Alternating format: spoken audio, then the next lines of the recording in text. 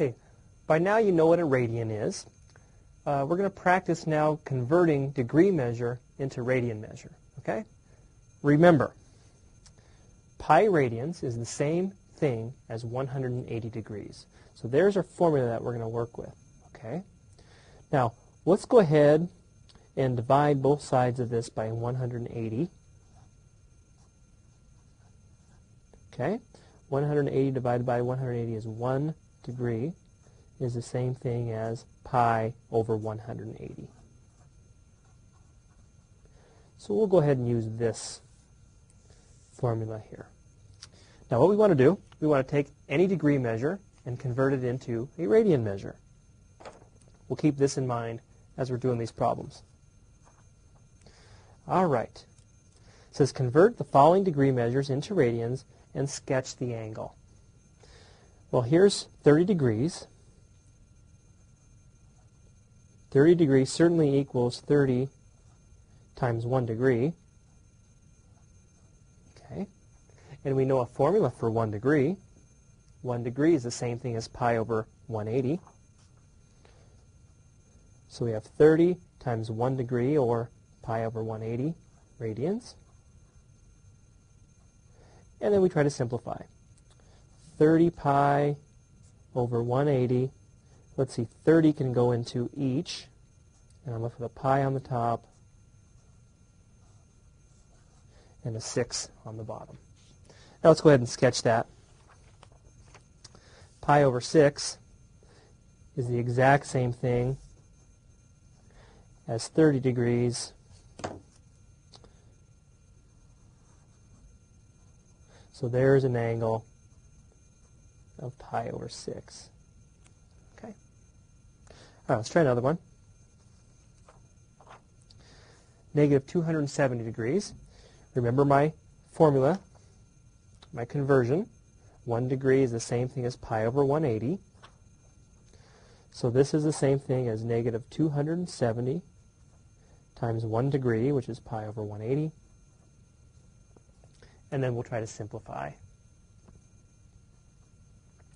Negative 270 pi over 180. Let's see, 90 can go into each. 90 goes into negative 273 times and goes into 182. So we'll say that negative 270 degrees is the same thing as negative 3 pi halves. Let's go ahead and sketch that. So an angle of 3 pi halves. Remember, pi is the same thing as 180 degrees. So pi halves is the same thing as 90 degrees. And I want to graph negative 3 pi halves. So I have to go into a clockwise rotation. There's my initial side. If I want to go negative 3 pi halves, I go 1 pi halves there. There's another pi half, so there would be negative pi. And then another pi halves. And there's the angle. Theta equals 3 pi halves, and it was negative. All right. Let's try one last problem. If you can do one, you can do them all, basically. But let's try doing 68 degrees. Again, I'm going to use my conversion that 1 degree is equal to pi over 180.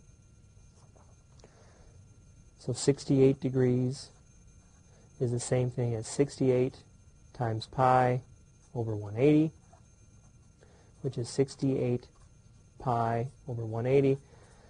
And we'll try to simplify that. Let's see, I certainly know that 2 goes into each.